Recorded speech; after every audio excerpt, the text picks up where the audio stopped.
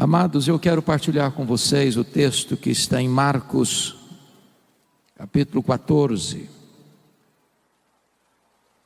Marcos, capítulo 14, versos de 1 a 9.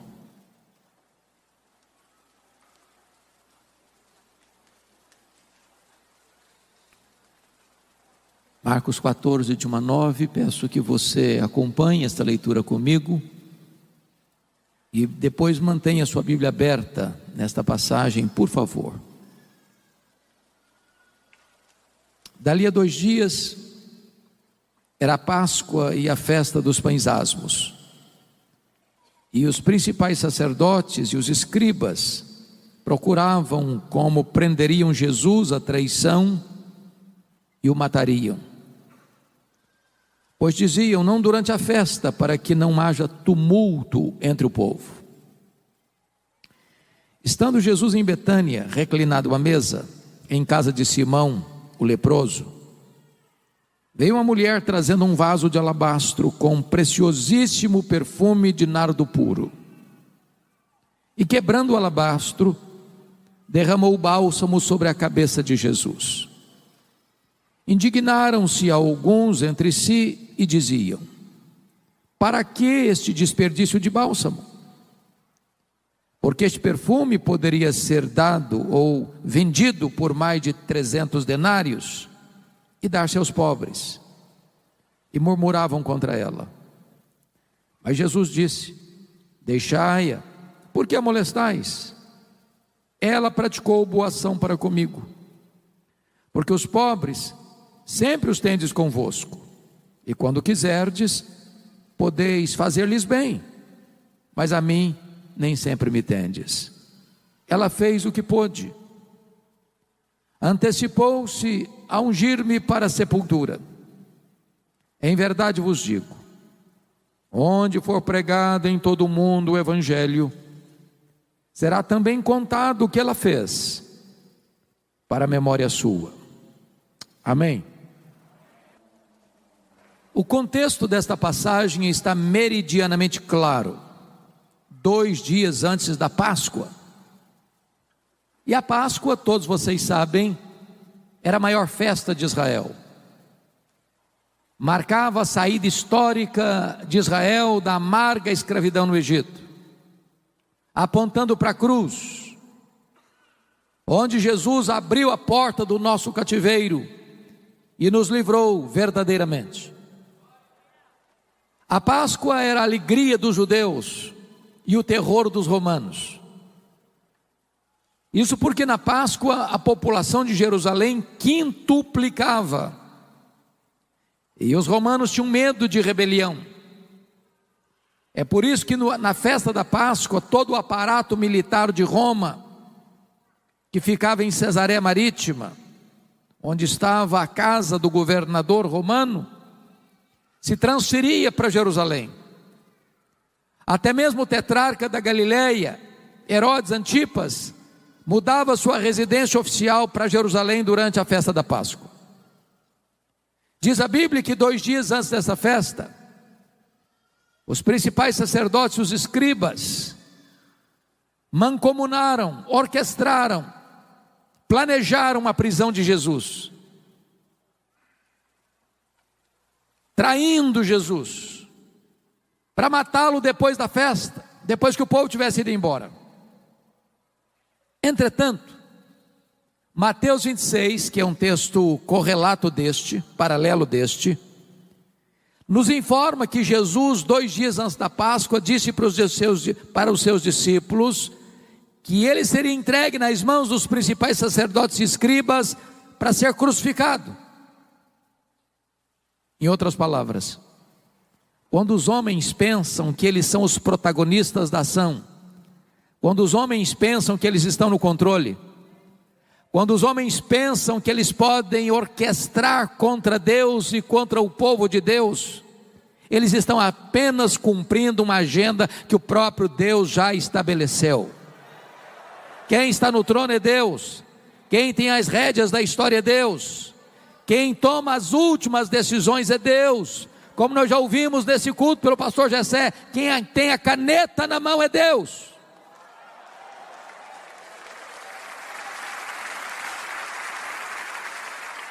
É curioso que 10 quilômetros dali, onde as autoridades judaicas orquestravam a prisão e a morte de Jesus, na aldeia de Betânia, tem uma família preparando uma festa para Jesus. Jesus ainda hoje desperta sentimentos tão diferentes. Ele é amado por uns e odiado por outros. Ele é adorado por uns e rechaçado por outros. Vale destacar que este jantar ou esta festa que foi preparada para Jesus em Betânia acontece na casa de um homem cujo nome é Simão. A Bíblia não fala do sobrenome do Simão, mas adjetiva o Simão. Simão, o leproso.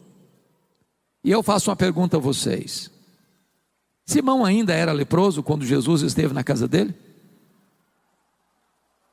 E a resposta clara, categórica é: claro que não. Por que você sabe que não?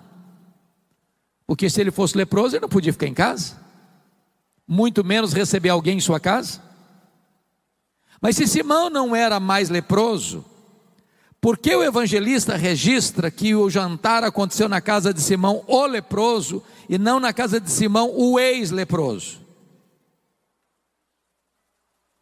Para advertir-nos ainda hoje de um grande perigo, o perigo de rotular as pessoas, o perigo de marcar gente, o perigo de carimbar gente, porque rótulo fica, quando ele não é mais necessário.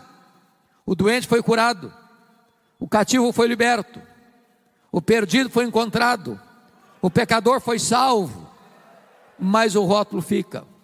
Então não marque gente, não carimbe gente, não rotule gente. Vale destacar que nesse jantar quem se destaca é uma mulher. Esse episódio está registrado nos 4 evangelhos: Mateus 26, Lucas 22, Marcos 14 e João 12. Nos 3 evangelhos sinóticos, Mateus, Marcos e Lucas, esta mulher é incógnita, o nome dela não aparece. Mas no relato de João, essa mulher tem nome, é Maria, irmã de Marta e de Lázaro.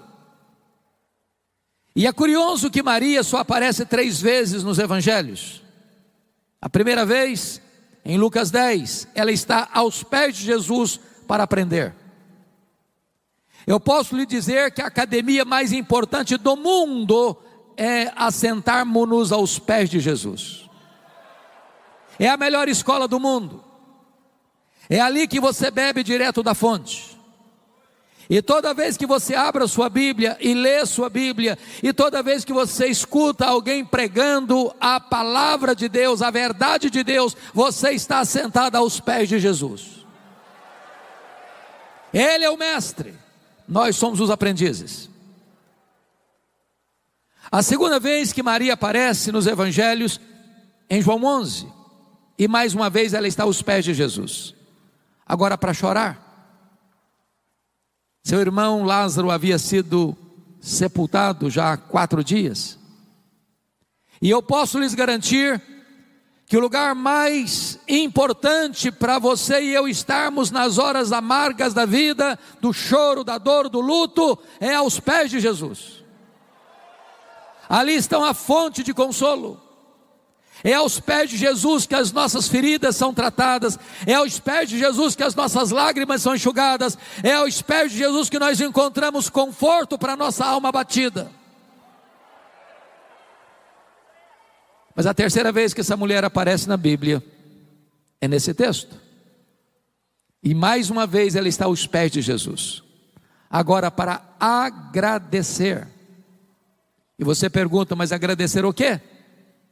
E a resposta é: agradecer o maior milagre público de Jesus, a ressurreição do seu irmão, a ressurreição de Lázaro.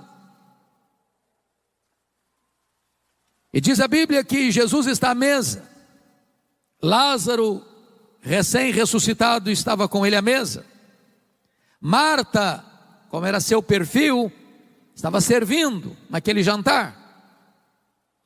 E diz a Bíblia que Maria pega um vaso de alabastro. Alabastro é uma pedra rosa, muito bonita, uma pedra ornamental. E diz a Bíblia em Mateus que esse vaso estava cheio de um perfume preciosíssimo. Diz Marcos que este perfume preciosíssimo foi feito de uma essência chamada nardo, e a essência não era híbrida, era nardo puro. Diz João que dentro desse vaso de alabastro tem 1 libra de perfume. Libra não é uma medida muito conhecida nossa, mas 1 litro tem 2,2 libras. Em outras palavras, dentro desse vaso de pedra, de alabastro, tem em torno de praticamente meio litro de perfume.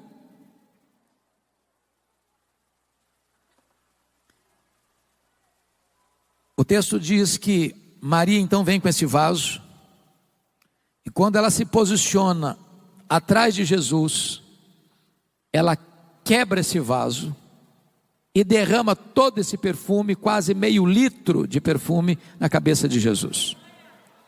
Esse perfume escorre pelo corpo de Jesus, como que antecipando ou preparando para a sepultura.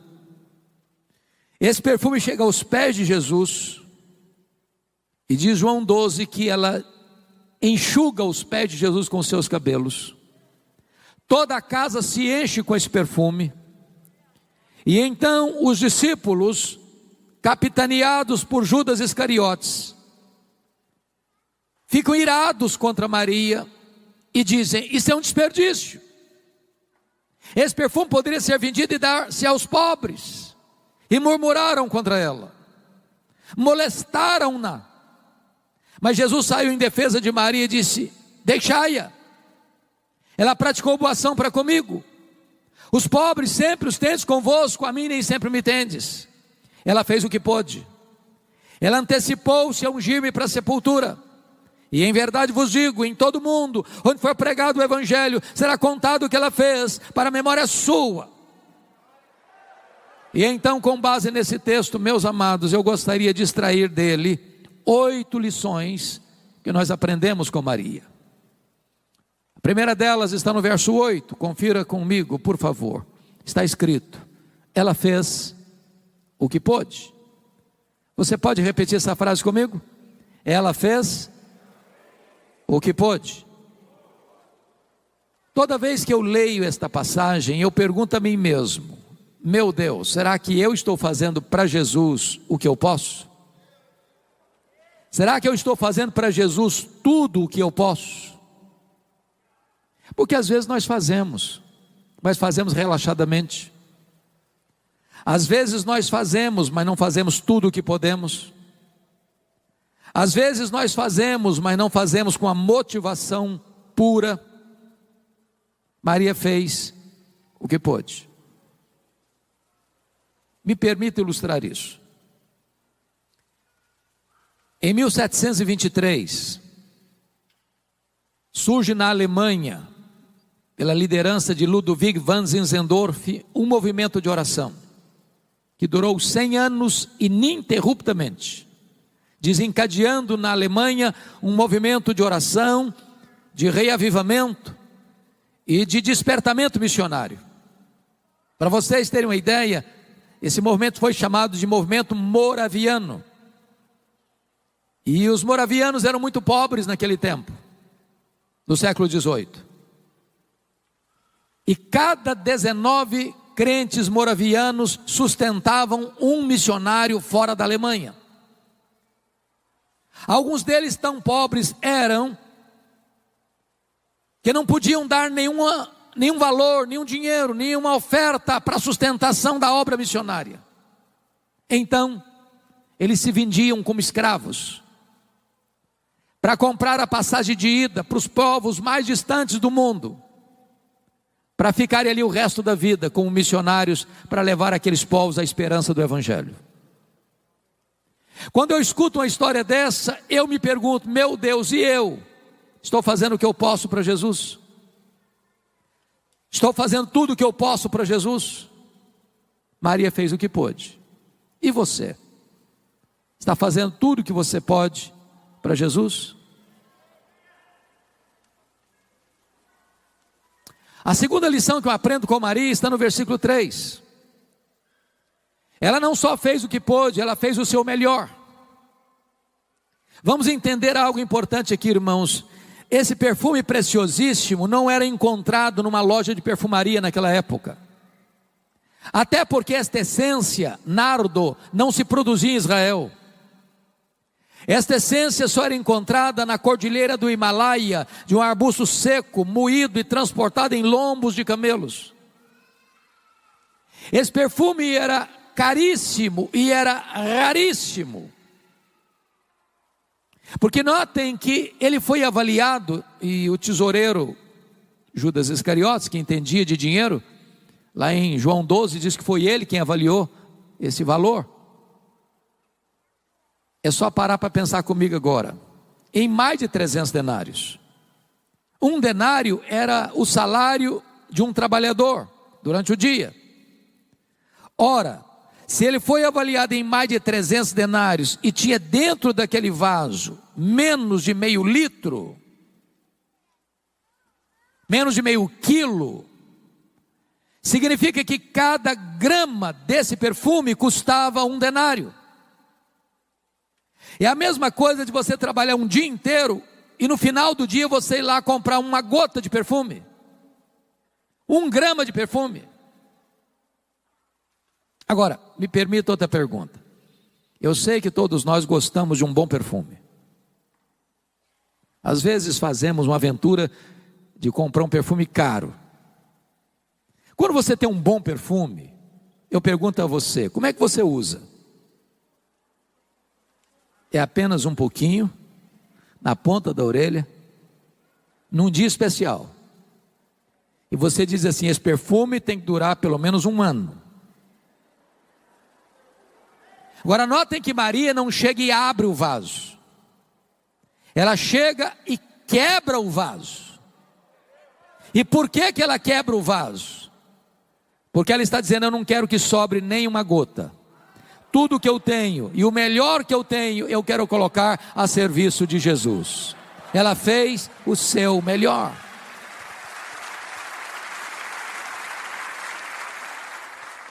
Às vezes, irmãos, eu fico a pensar que aqueles que não conhecem a Deus como nós temos o privilégio de conhecer, são mais zelosos em servir aos seus ídolos, aos seus deuses, do que nós o somos em servir ao Deus da nossa vida. Pastor Jessé, há uns 3, 4 anos eu estava pregando em Portugal e fui visitar uma cidade perto de Coimbra. E na medida que viajávamos, eu vi caravanas a pé, caminhando pelo asfalto. E eu perguntei, mas o que essas pessoas estão fazendo? Onde elas estão indo? Me responderam assim, elas estão indo a Fátima, pagar promessas. E eu perguntei, mas a que distância elas estão andando a pé? Me responderam, a mais de 300 quilômetros. Aí eu fiquei pensando nos nossos crentes. Às vezes moram no bairro da igreja, na cidade onde está a igreja, tem ônibus,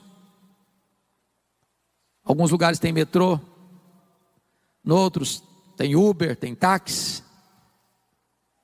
Se tiver chovendo, eu não vou porque está chovendo. Se tiver muito calor, eu prefiro ir para a praia.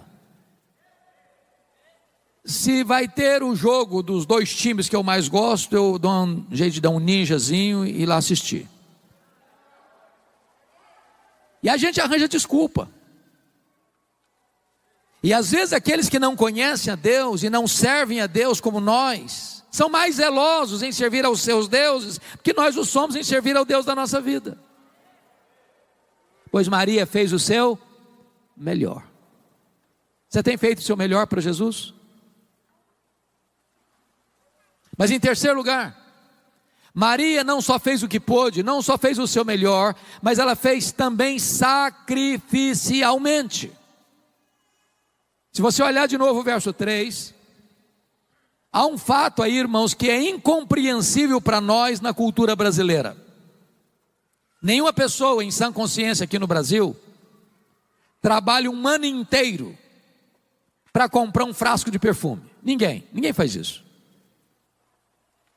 Pois dentro daquele pequeno vaso de pedra de alabastro, com menos de meio litro de perfume, tinha ali um ano de serviço. Na cultura brasileira isso não faz o mínimo sentido. E você ainda pode perguntar, como é que uma moça pobre, de uma família pobre, de uma aldeia pobre, pode gastar um ano de trabalho, de economia, para investir num frasco de perfume? Você só pode entender isso dentro da cultura israelita. Quando uma menina fazia a transição de menina para moça, e os pais tomam um susto às vezes, porque essa transição é muito rápida, ela já começava a comprar esse perfume, gota a gota, grama a grama, e ir acondicionando esse perfume nesse vaso de alabastro, para o dia mais esperado, sonhado, desejado da sua vida, as suas núpcias, o seu casamento. Pois Maria pega aquilo que tem mais sentido para ela, mais significado para ela, aquilo que era mais importante para ela, aquilo que ela tinha comprado com todo o sacrifício para o dia mais esperado da sua vida, e coloca tudo isso a serviço de Jesus. Ela não só fez, mas fez sacrificialmente. Eu pergunto a você nesta noite, o que é que você está fazendo hoje para Jesus, que possa receber o selo de sacrificial? Às vezes nós damos a sobra, às vezes nós damos o resto, às vezes nós damos para Jesus o que não nos faz falta. Maria fez sacrificialmente. Me permita ilustrar isso. Eu li há uns 2 anos um livro, pastor Jessé, que marcou muito a minha vida. Esse livro tratava de generosidade, e o autor, na introdução do livro, conta uma ilustração muito simples para você entender o que é generosidade. E ele disse o seguinte: você quer entender o que é generosidade? Você quer entender o que é você abrir mão e ofertar sacrificialmente? Então faz o seguinte: passe numa loja, compre um vaso de vidro transparente, coloque na sua sala, para todo dia você passar por lá e olhar. Só um detalhe: você não vai botar flor nesse vaso, você vai botar terra, só terra. Para você passar lá todo dia, olhar para ele e lembrar 2 coisas. Primeiro, de onde você veio? Você veio do pó. Segundo, para onde você vai? Você vai voltar para o pó. Do pó que você veio, quanto você trouxe? Nada. Para o pó que você vai, quanto você vai levar? Nada. Então você não é dono de nada. Então você é apenas mordomo do dono.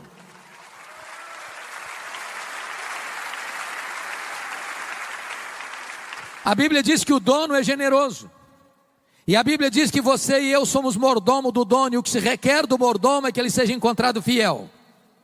E a única maneira de você ser fiel com o que é do dono é sendo generoso com o que é do dono, porque o dono é generoso.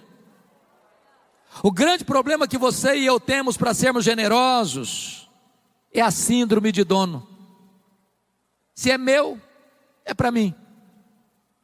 No momento que você entender que você é um mordomo e você administra o que é de Deus, você não tem mais dificuldade de ser generoso com o que é do dono, porque o dono é generoso. O que você já fez hoje, até hoje, para Jesus, que você possa dizer assim: essa oferta foi uma oferta sacrificial? Me permita contar uma história que aconteceu aqui na Paraíba, na cidade de Itaporanga. A Igreja Batista Missionária estava passando um momento muito difícil em virtude da seca, e o pastor da igreja tinha um programa na rádio que alcançava 40 mil pessoas no entorno da cidade de Itaporanga. Mas a situação financeira estava muito difícil, e o pastor não estava conseguindo pagar o programa, estava 3 meses inadimplente.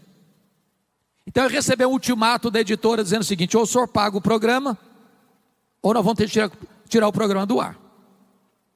Então o pastor chegou na igreja no domingo à noite, e fez um desafio para os crentes: meus irmãos, o programa não pode sair do ar. Tem 40 mil pessoas que ouvem essa mensagem e nós não podemos tirar o programa do ar. Então eu quero conclamar vocês, a todos nós, fazermos uma oferta sacrificial para o programa não sair do ar. Estava lá na igreja um casal, membros da igreja, o senhor Tota e a dona Lourdes. Eles eram meeiros. Essa palavra meeiro não é uma palavra muito comum aqui na cidade, mas meeiro é o cidadão que trabalha na propriedade de uma pessoa, planta, colhe, e na hora que ele colhe, metade vai ser para o dono da propriedade e ele fica só com a metade. Então o senhor Tota e a dona Lourdes moravam a 6 quilômetros da cidade, iam a pé.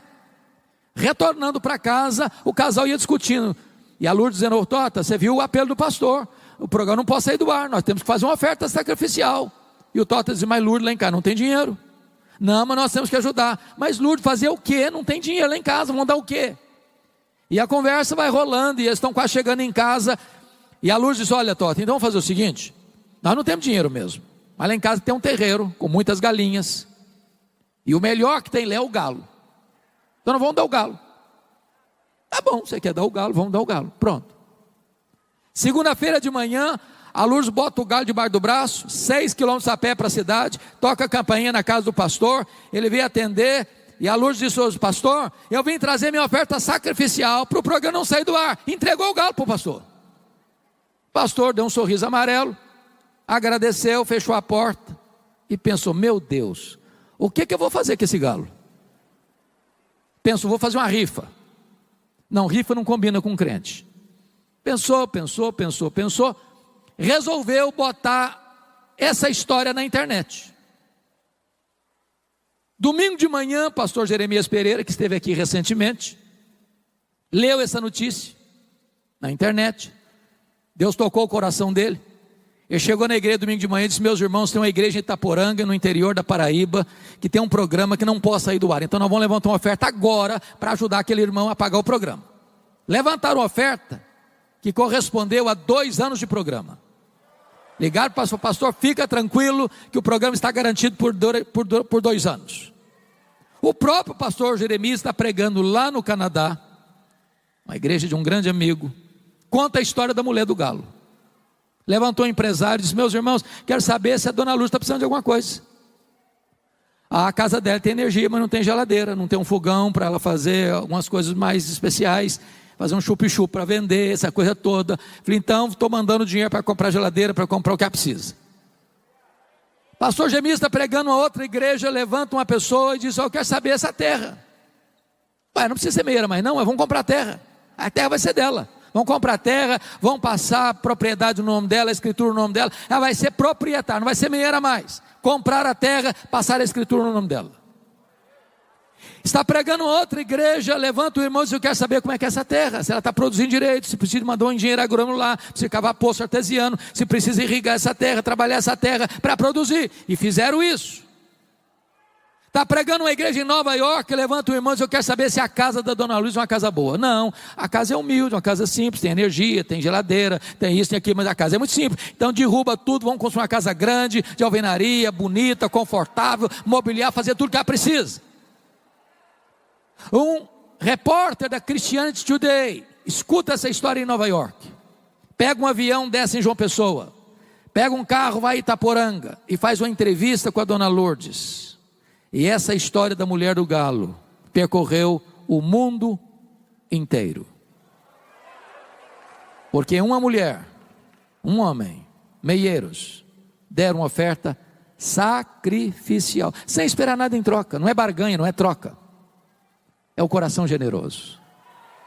Maria fez sacrificialmente.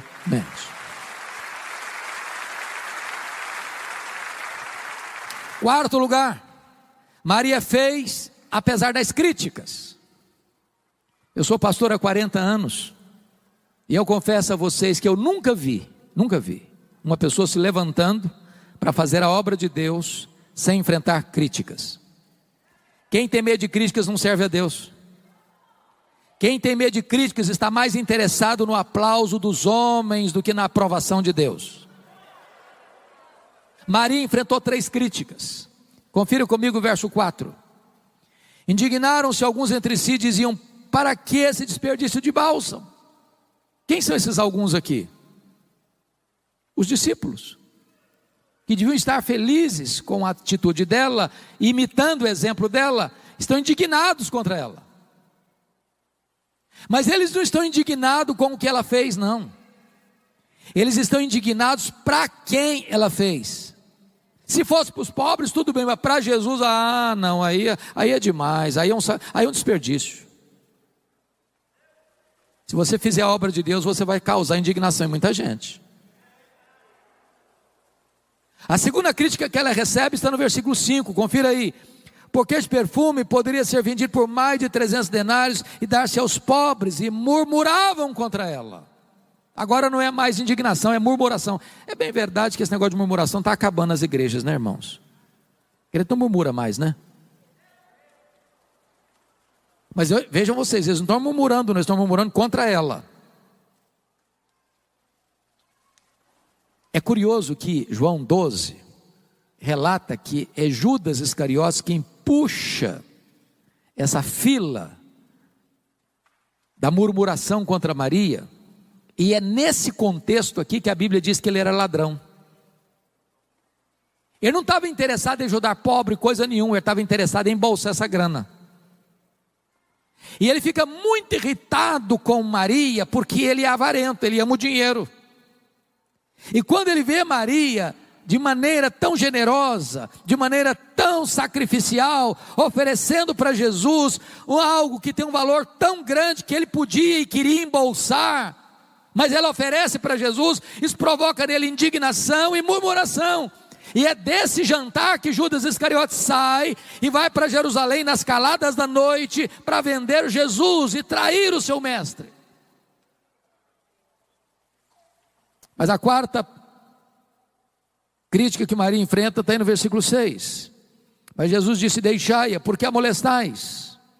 Ela praticou boa ação para comigo. Primeiro, indignação. Segundo, murmuração. Terceiro, molestação. Molestar hoje é crime, da cadeia. Então deixa eu fazer uma perguntinha. Você está fazendo a obra de Deus? As pessoas estão criticando você? Continue fazendo a obra de Deus. As pessoas estão irritadas? Continue fazendo a obra de Deus. As pessoas estão murmurando? Continue fazendo a obra de Deus.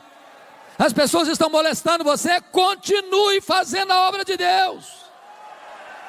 Você não faz para agradar a homens, você faz para exaltar a Deus. Faça apesar das críticas. Porque é bem verdade que tem crentes porcelana, cristal, crente hipersensível. Qualquer coisinha se melindra. Qualquer coisa, também vou sair da igreja. Qualquer coisa, também eu estava fazendo, me criticar, também não faço mais nada na igreja. Meu irmão, em nome de Jesus, você tem que ser um crente maduro. Larga de ser hipersensível. Larga de ser porcelana. Larga de ser crente cristal. Faça a obra de Deus, apesar das críticas.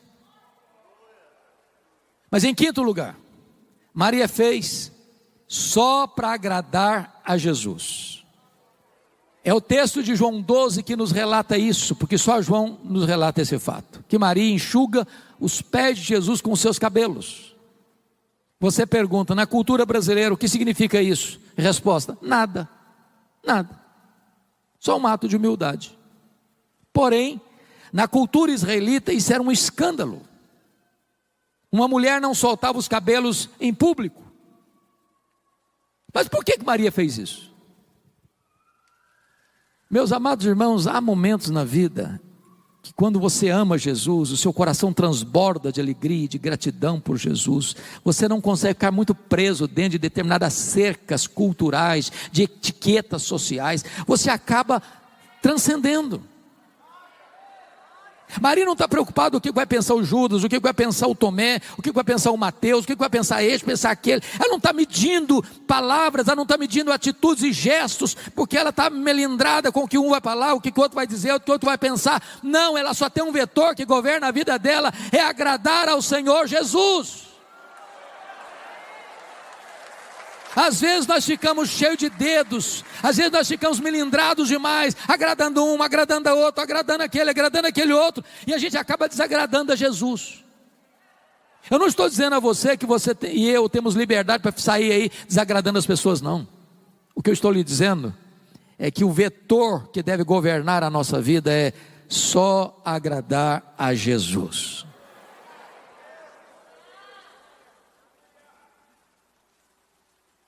Sexto lugar, Maria fez a pessoa certa.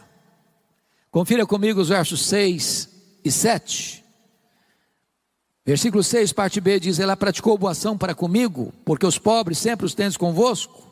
Quando quiseres, podeis fazer-lhes bem, mas a mim nem sempre me tendes. Será que Jesus está dizendo que os pobres não são importantes, que eles não merecem prioridade, que a causa deles não merece urgência? É claro que não. Não é isso que Jesus está dizendo? Aliás, lá em Mateus 25, 31 a 46, há uma cena do juízo final, onde o único pecado elencado lá é o pecado de omissão em relação basicamente aos pobres. Estive com fome e não me deste comer, estive com sede e não me deste beber, estive doente e não fostes ver-me, estive forasteiro e não me abrigaste, estive preso e não me visitaste. E Jesus, as pessoas vão perguntar: mas quando te vimos nessa circunstância? Jesus diz: todas as vezes que deixaste de fazer a um desses pequeninos, a mim o deixaste de fazer. Agora preste bem atenção, ninguém vai para o céu porque ajuda os pobres. Ajudar os pobres não é a causa da salvação. Você não ajuda os pobres para ser salvo, você ajuda os pobres porque foi salvo pela graça. Ajudar os pobres não é a causa da salvação, é a evidência da salvação pela graça. O que move você na direção do próximo, para socorrer o próximo, é Jesus. Se você fizer o bem ao próximo, ou ajudar o próximo, ou cuidar dos pobres para ser salvo, você está afrontando a graça de Deus, você está afrontando a cruz de Cristo. Então Maria fez a pessoa certa. Por não ter entendido essa verdade, surge aqui na América Latina, na década de 60, uma falsa teologia chamada de teologia da libertação, que não é nem teologia, nem libertação. Aníbal Pereira Reis disse que os teólogos da libertação são teologastros liberticidas. Não, ajudar os pobres não é um caminho para o céu. Ajudar os pobres é a ação daqueles que já estão indo para o céu, pela graça de Deus. Maria fez a pessoa certa. Mas em sétimo e penúltimo lugar, Maria fez no tempo certo. Olha o versículo 8, a parte B comigo. Ela antecipou-se a ungir-me para a sepultura. Ô irmãos, isso é magnífico. E me permita trazer aqui um fato para mim lindo no Evangelho de Lucas. Você sabe que Lucas é o evangelho que mostra a graça de Deus às pessoas rejeitadas, repudiadas, às crianças, às mulheres, aos estrangeiros, aos publicanos, àqueles que a sociedade da época colocavam de lado. O evangelho é endereçado a eles também, com a mesma prioridade. E lá em Lucas 8, diz que quem financiou, quem bancou financeiramente o ministério de Jesus foram as mulheres. E a Bíblia cita 3 mulheres: Maria Madalena, Susana, Joana e muitas outras.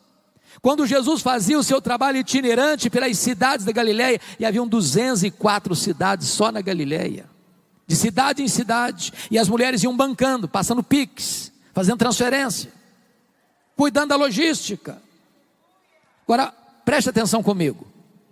3 mulheres citadas pelo nome, mais Jesus, 4, mais 12 discípulos, 16, mais muitas mulheres. Eu não sei quantas são muitas mulheres. Vamos pegar um grupo aí de 40. Não tinha hotel, não tinha pensão, não tinha self-service, não tinha estrutura, não tinha logística, e elas indo com Jesus de cidade em cidade, de povoado em povoado, bancando, pagando a conta, investindo. Quando Jesus está subindo para Jerusalém para ser crucificado, e Jesus já tinha alertado isso para os discípulos e elas presentes, elas foram com ele. Quando Jesus foi crucificado, só tem João lá, mas essas mulheres estão presentes. Quando Jesus foi sepultado, diz Lucas 23, 53, 54, que não consta nem que João estivesse no sepultamento de Jesus, mas essas mulheres estavam lá, vendo onde e como Jesus foi sepultado. Repete comigo: onde e como Jesus foi sepultado. Eu queria que você acompanhasse meu raciocínio agora, por favor. Que horas Jesus morreu na sexta-feira? 3 da tarde, hora nona. Que horas ele foi sepultado? Claro que tem que ser antes das 6 da tarde, porque 6 da tarde começava o sábado. São 3 horas então entre a morte e o sepultamento. Agora o que tem que acontecer nessas 3 horas? Morreu, morreu. Ninguém tem autoridade de tirar o corpo da cruz. Então tem que ter uma permissão do governador. Bom, para ir no governador também não pode ir qualquer um, porque ele nem vai receber. Então tem que escolher uma pessoa que tem trânsito. Então escolheram José de Arimateia. E aí chega lá no governador e diz: governador, queria permissão para tirar o corpo do Jesus de Nazaré, o rei dos judeus da cruz, porque ele morreu. Não morreu não. Não tem tempo. Ih, demora. Tem gente que fica mais de um dia. Morreu não. Não morreu, senhor. Não morreu. Eu só acredito se o centurião vier aqui me falar que morreu. Aí vai lá buscar um centurião. Aí volta com o centurião. Morreu, sim, senhor, governador. Então o governador tem que fazer um documento. Aí tem que ir lá, tem que tirar o corpo, tem que ir no mercado comprar perfumes, tem que ir no mercado comprar lençóis e linho, tem que descer o corpo, tem que limpar o corpo, tem que passar perfume no corpo, tem que enrolar o corpo com lençol, tem que tirar o corpo daqui, tem que ir lá rolar a pedra, porque o túmulo é novo, nunca foi usado, a pedra é pesada, e aí tem que botar o corpo lá dentro, tem que sair de lá, tem que rolar a pedra de novo, e as mulheres ali, vendo onde e como Jesus foi sepultado. Agora preste atenção nisso. Por que essas mulheres foram? Acabou o sábado, 6 da tarde, correram para o mercado para comprar perfumes. Por quê?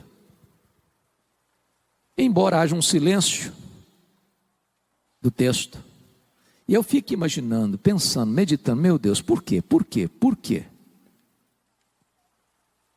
As mulheres não gostam de nada mal feito, e elas estão olhando onde e como. Eu acho que elas pensaram assim: está mal feito esse serviço, nós vamos fazer direito. Nós vamos fazer direito. Quando elas chegam um domingo de madrugada, a pedra rolada, o túmulo aberto, entram no túmulo, o túmulo está vazio. Elas saem do túmulo, um anjo diz para elas assim: o que vocês vieram fazer aqui? Procurar entre os mortos aquele que está vivo. Ele não está mais aqui não, ele ressuscitou.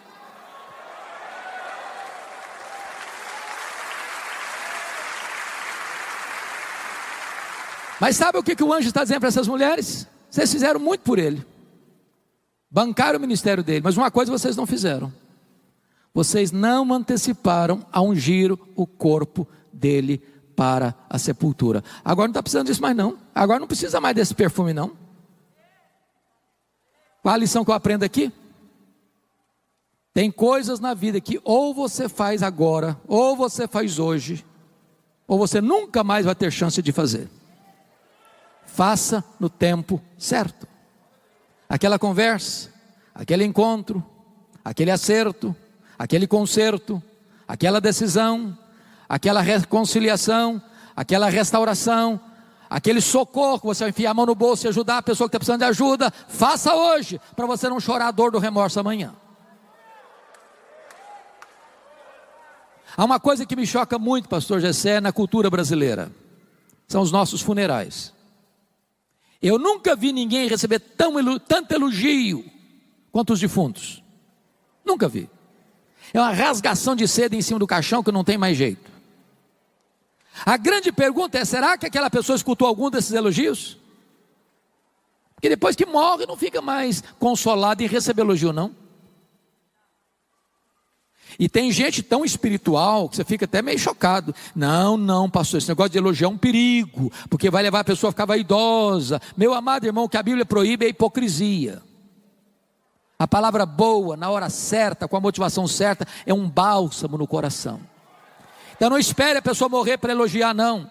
Se você tem que homenagear alguém, homenageie em vida. Se você tem que falar alguma coisa bonita e positiva da pessoa, fale em vida. Se você tem que encorajar alguém, encoraje em vida, no tempo certo.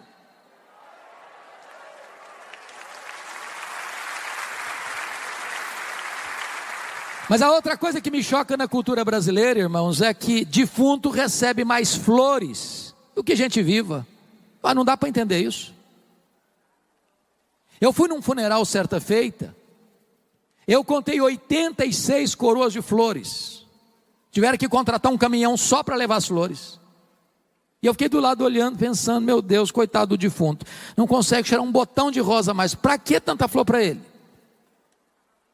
Agora, sabe por que os mortos recebem mais flores do que os vivos? É porque a voz do remorso é mais forte do que a voz da gratidão. Você tem que mandar flor para alguém, manda em vida. Eu sei que os homens cearenses são muito cavalheiros. Nunca deixa passar em brancas nuvens o aniversário da esposa.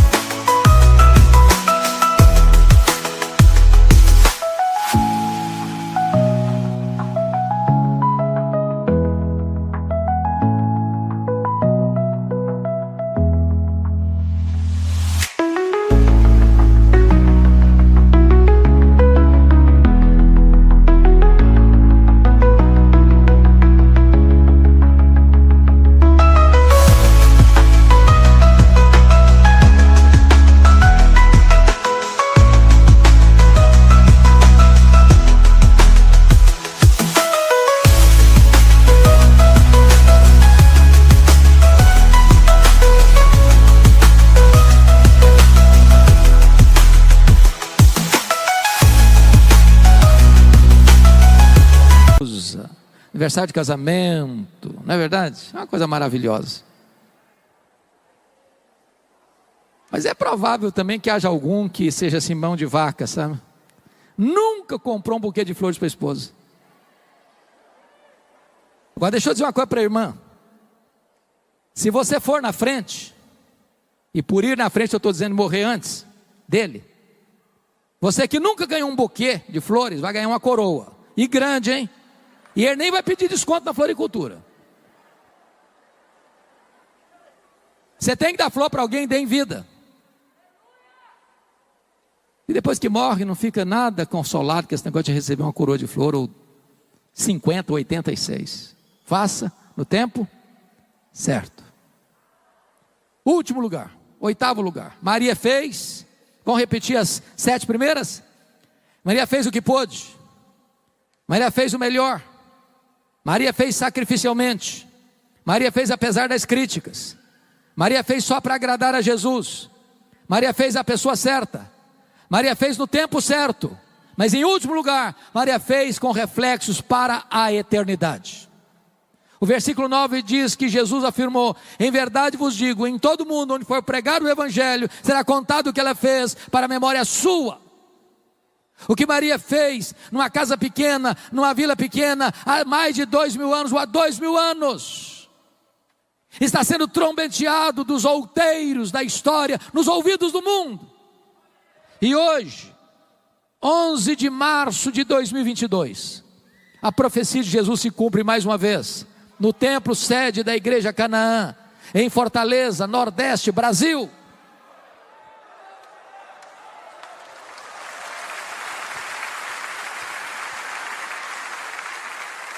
A grande pergunta nesta noite é esta: o que é que você está fazendo que vai impactar as futuras gerações? Não sei se você pensa nisso, mas imagine essa cena, se Jesus não voltar antes, depois de 50 anos que você já tiver partido desta vida, e alguém passar lá no cemitério, der uma espanada lá naquela placa de mármore branca, a sua vida vai estar, a sua história ainda vai impactar alguém? Nós vivemos uma geração humanista, narcisista, egoísta, materialista, só pensa cada um em si mesmo. O que é que nós estamos fazendo, irmãos, para impactar as futuras gerações? E eu queria concluir trazendo à memória esclarecida de vocês uma das histórias mais tristes da Bíblia, de um homem de Deus, o rei Ezequias. Começou a reinar com 25 anos, reinou 29 anos, morreu com 54 anos. Um homem que não tinha berço, seu pai era um homem horrível, Acás. Mas ele resolveu ser diferente do pai, porque não é o meio que influencia o homem, é o homem que influencia o meio. E então diz a Bíblia que ele resolveu ser um homem de Deus. E ele foi um homem tal que diz a Bíblia que ninguém foi igual a ele antes, ninguém foi igual a ele depois. E ele fez reformas, ele experimentou um avivamento, ele se tornou um homem rico, ele se tornou um homem próspero. E a bênção de Deus fluía das suas mãos para toda a nação. Mas aos 39 anos de idade ele enfrenta dois problemas gravíssimos. Foi no governo dele que caiu a Samaria nas mãos dos assírios. E esses mesmos assírios cercam Jerusalém e mandam um recado abusado para ele: renda-se, porque nenhum Deus pode livrar você da minha mão. Se não bastasse esse cerco militar, ele fica doente, e o profeta Isaías vai na casa dele e diz: põe em ordem a tua casa, porque morrerás e não viverás. E diz a Bíblia que só sobrou para ele uma parede, e para a parede ele se voltou, e orou fervorosamente, chorou abundantemente, e Deus respondeu rapidamente. O profeta não tinha saído da cidade ainda, e Deus diz: volta lá Isaías, volta lá, e diz a Ezequias, príncipe do meu povo, que eu ouvi a sua oração, eu ouvi a sua lágrima, eu o curarei da sua enfermidade, e eu livrarei Jerusalém do poder da Assíria, e no terceiro dia tu subirás à casa de Deus.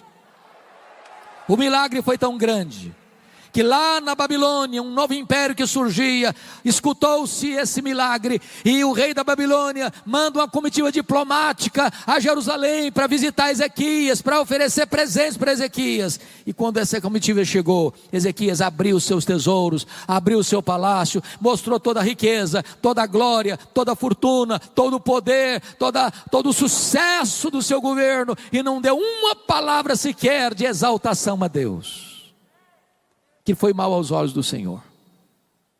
E o profeta Isaías voltou na sua casa e disse: escuta o que Deus vai dizer agora.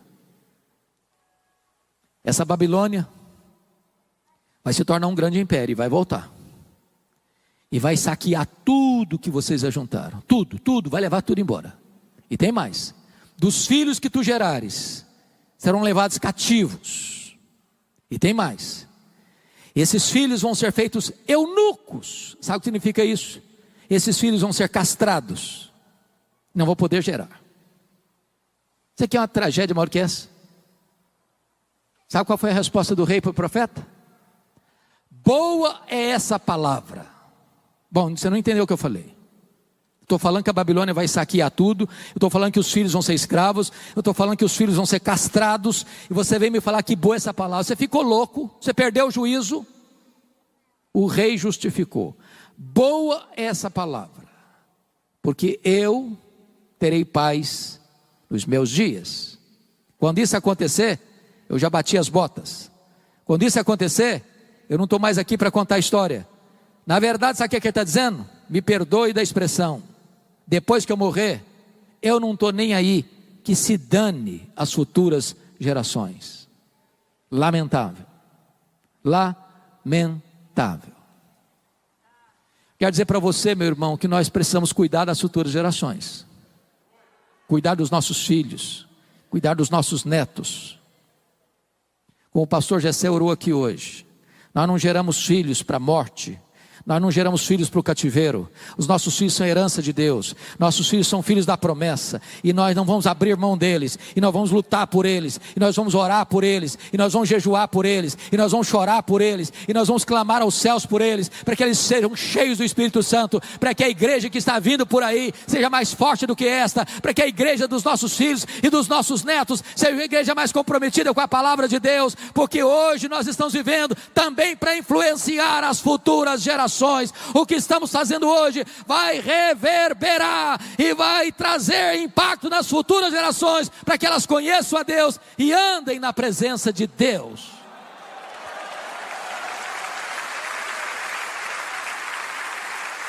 Que Deus nos ajude, irmãos, a viver como Maria viveu, aos pés de Jesus para aprender, aos pés de Jesus para chorar, aos pés de Jesus para agradecer. Que Deus nos abençoe. Amém.